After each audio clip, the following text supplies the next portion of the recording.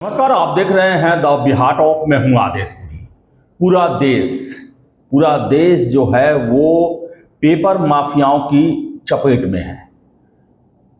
ऐसा कोई एग्जाम नहीं है जिसमें गड़बड़ी की सूचना नहीं मिलती हो।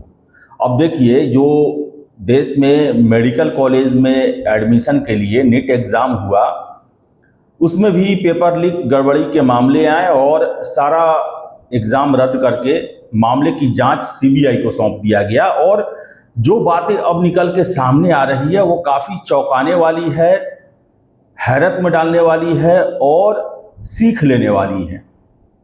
अन्य भर्ती एजेंसियों को भी अब इस पर ध्यान देना होगा, क्योंकि ये जो पेपर लीक जो है इसकी जड़ें, जो सारा व्यवस्था है उसके अंदर तक पहुंच चुकी है।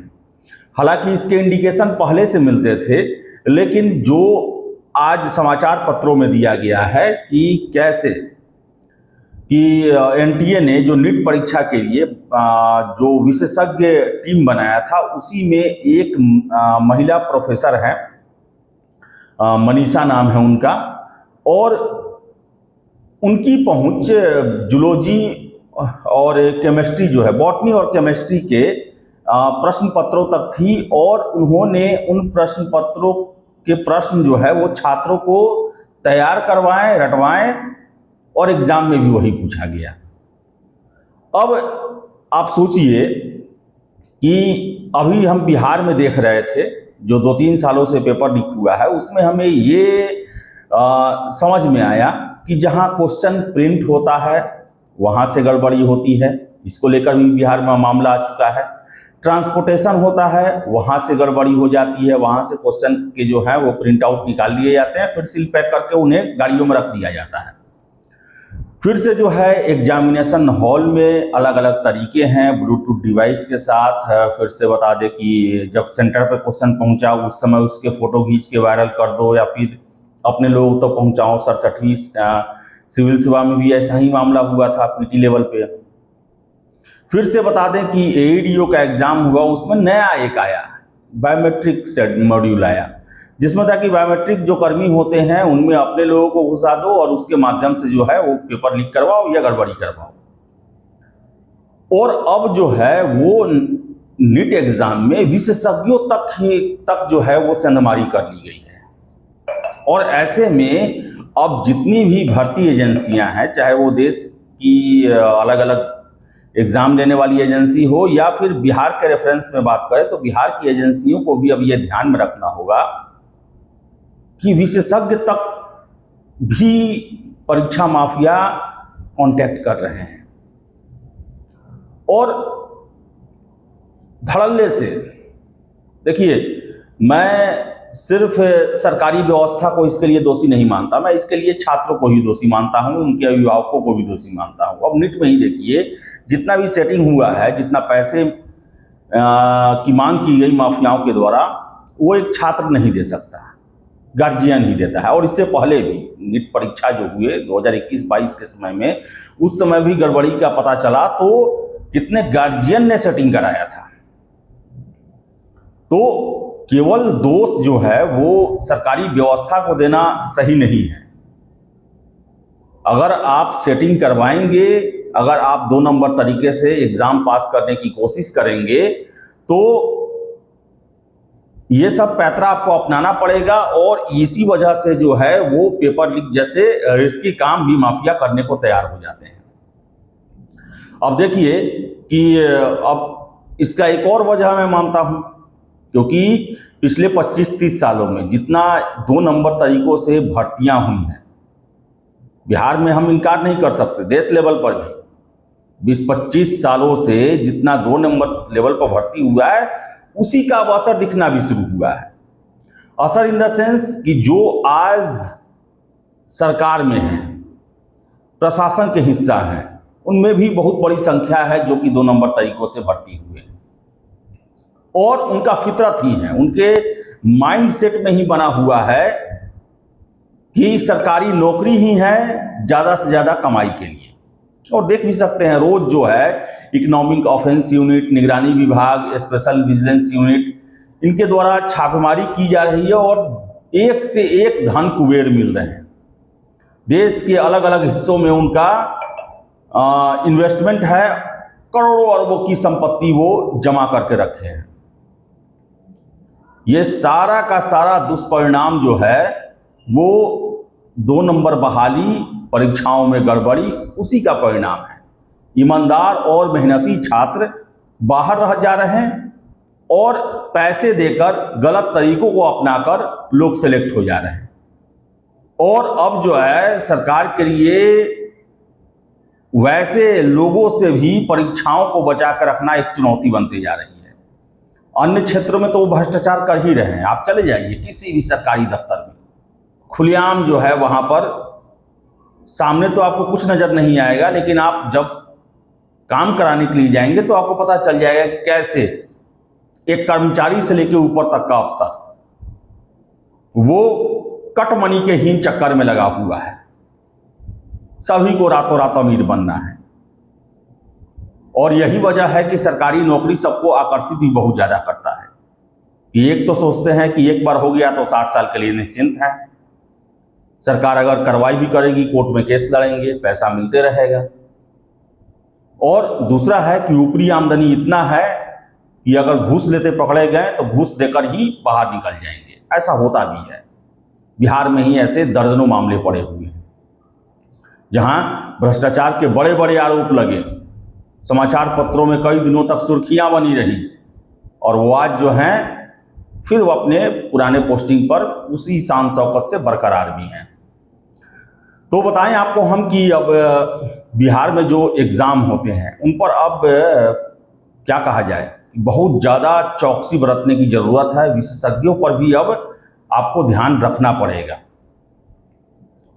और बताएं आपको हम कि पहले जब मैं तैयारी करता था, आज से 20 साल पहले की बात है, उस समय हम लोग सुना करते थे कि कैसे जो कॉपी चेक करने वाले लोग हैं उनके मार्फत जो है वो छात्र अपना काम कराते थे। अब हम लोग सुनते थे, वास्तविकता क्या है ये तो नहीं पता। कि सभी को पता होता था कि कौन सी विशेषज्ञों की टीम जो है वो कॉपी जांच कर रही है, किस विषय की कॉपी जांच कर रही है, और उनके यहाँ छात्र जो हैं उपहार के दम पर, सेवा के दम पर, चाहे जैसे भी, उनको अपने पक्ष में करके अच्छे अंक प्राप्त कर लेते थे। ऐसी ऐसी बातें आज से 20 साल पहले हम लोग सुना करते थे। तो हर एक चीज पर ध्यान देना होगा जो क्वेश्चन बनाते हैं। हालांकि आपको बता दें कि जो अब जानकारी मिलती है कि 200 से 400 प्रोफेसर की टीम होती है जिनसे प्रश्न बनवाए जाते हैं, क्योंकि किसी भी एग्जाम के अब जो है वो 4 या 5 अलग अलग सेट तैयार करवाए जाते हैं। तो बताएं कि बीपीएससी के द्वारा अभी एग्जामिनेशन को लेकर क्वेश्चन और किसी तरह का लीकेज ना हो, एग्जामिनेशन शुरू होने से 2 घंटे पहले वो बताते हैं कि कौन सा सेट यूज होगा, और हर एक सेट का जो है वो 4 या 5 उसका अलग अलग ABCD करके जो होता है, अलग अलग कोड होता है, जिसमें प्रश्न जो है वो अलग अलग ऑप्शन भी अलग अलग बदले हुए रहते हैं। तो ये सब प्रयास किए गए हैं, लेकिन आगे अभी और काम करने की जरूरत है, क्योंकि परीक्षा माफिया तो डाल तो मैं बात वाली स्थिति पर चल रहे हैं। और इसके साथ साथ सरकार सिर्फ कानून बनाती है। जब तक शिक्षा माफियाओं के संपत्ति पर बुलडोजर नहीं चलेगा, उनके घर गाड़ियों को जब्त नहीं किया जाएगा, बैंक खातों को फ्रीज करके सरकार अपना सरकारी खजाने में नहीं डालेगी, तब तक ये नहीं रुकने वाला है। जब तक माफियाओं को अर्थदंड नहीं दिया जाएगा, वो शारीरिक दंड से घबराने वाले नहीं हैं। क्या फंडा है जो हम लोग सुनते हैं, यही फंडा है कि अगर आप साल में 3-4 एग्जामिनेशन में अपना काम करा लेते हैं तो इतना कमा लेते हैं कि अगर चौथे में आप पकड़े भी जाएं तो पैसा दे के आप 1 महीने में सारा चीज मैनेज कर लेते हैं। और इतना फायदा का यह बिजनेस है, इतना ज्यादा फायदा है कि इसमें जो आपके बनाए हुए कानून है और कार्रवाई जो होती है वो कुछ भी नहीं है, कुछ भी नहीं, रत्ती भर भी नहीं है। और यही वजह है कि रातों रात परीक्षा माफियाओं की संख्या जो है वो बढ़ते जा रही है और देश का हर एक एग्जाम प्रभावित करने की कोशिश इन लोगों के द्वारा की जा रही है। तो इसके लिए जरूरी है जो भी पकड़े जाएं, जिनकी संलिप्तता पता चलती है, उनके घरों पर बुलडोजर चलाया जाए, उनकी जमीन जायदाद को जब्त किया जाए, उनकी गाड़ी, वाहन, बैंक खाते सब कुछ को फ्रीज किया जाए और कम से कम जो है उनको स्पीडी ट्रायल के तहत जो है वो सजा दिलाई जाए। अगर ये नहीं किया जाएगा, मैं दावे के साथ कह सकता हूं कि ये पेपर लीक आम बातें बन के रह जाएंगी। और बिहार में तो ऐसा करना जरूरी है क्योंकि बिहार पेपर लीक की राजधानी है। कहीं भी गड़बड़ी होता है, नीट में भी देख लें, बिहार में भी छापेमारी हुआ, रांची में एसएससी के एग्जाम में गड़बड़ी हुआ, बिहार के ही लोग पकड़े गए। उड़ीसा में बिहार के लोग, हरियाणा, उत्तराखंड, हिमाचल, कहीं भी होता है उसका तार कहीं ना कहीं से बिहार से जुड़ा ही होता है। तो जितने भी परीक्षा माफिया हैं उनके घरों पर बुलडोजर चलाया जाए, उनकी संपत्ति को जब्त की जाए, सरकारी संपत्ति घोषित की जाए और तत्काल की जाए, ताकि हतोत्साह हो। और जो सेटिंग कराते हैं, जो छात्र, जो गार्जियन पकड़े जाते हैं, उनके बच्चों पर 10 साल के लिए किसी भी सरकारी परीक्षा में बैठने पर प्रतिबंध लगाया जाए। 10 साल, तभी लोग हतोत्साह हो सकते हैं, कार्रवाई दिखनी चाहिए। और ये जो है इतना बड़ा क्राइम है कि न जाने कितने लाख कैंडिडेट के साथ, उनके भविष्य के साथ खिलवाड़ कर जाता है। तो कानून बनाने से नहीं होगा, इंप्लीमेंटेशन से होगा। एकदम बलबनी जो फरमान होता था उस तरह ही कार्रवाई की जाए इन परीक्षा माफियाओं पर। अब बलबनी फरमान क्या है, तुगलकी फरमान आप लोग सुनते होंगे, बलबनी फरमान भी आप जान लीजिए। जब बलबन, गयासुद्दीन बलबन जब दिल्ली का सुल्तान था, तो उस समय जो दिल्ली से आगरा के बीच में जो जीटी रोड है, मेवात जंगल इलाका था, मेवात था, वहाँ पर मेवाती डाकू बड़ा फेमस हुआ करते थे। वो व्यापारियों के जो कारवा चला करते थे उनको हमेशा लूट लिया करते थे। और इस वजह से बलबन के शासनकाल में जो है वो व्यापारी असुरक्षित हो गए थे। तो बलबन ने फैसला लिया कि इन मेवातियों से निपटना है और 1 लाख का फौज लगाया गया। जो मेवात के जंगल थे उन साइडों में चारों तरफ से जंगल को घेरा गया और पूरे जंगल में आग लगा दिया गया। और जो डाकू बाहर निकलते थे उनको मारकर फिर उस जंगल में फेंक दिया जाता था। ऐसा इसका प्रभाव पड़ा कि बलबन के मरने के अगले 100 साल तक उस रास्ते में एक भी चोरी या लूट रिपोर्ट नहीं किया गया। तो वैसे ही जो है वो बलबनी कानून जो है बिहार सरकार को भी अपनाने की और भारत सरकार को भी अपनाने की जरूरत है। जो भी परीक्षा माफिया पकड़े जाते हैं उनके घर, संपत्ति सबको तहस नहस किया जाए और स्पीडी ट्रायल करके उन्हें पूरा उनकी सजा दिलाई जाए, तभी ये सुधरेंगे और इनके देखा देखी अन्य लोग भी इस काम को करने से बचेंगे।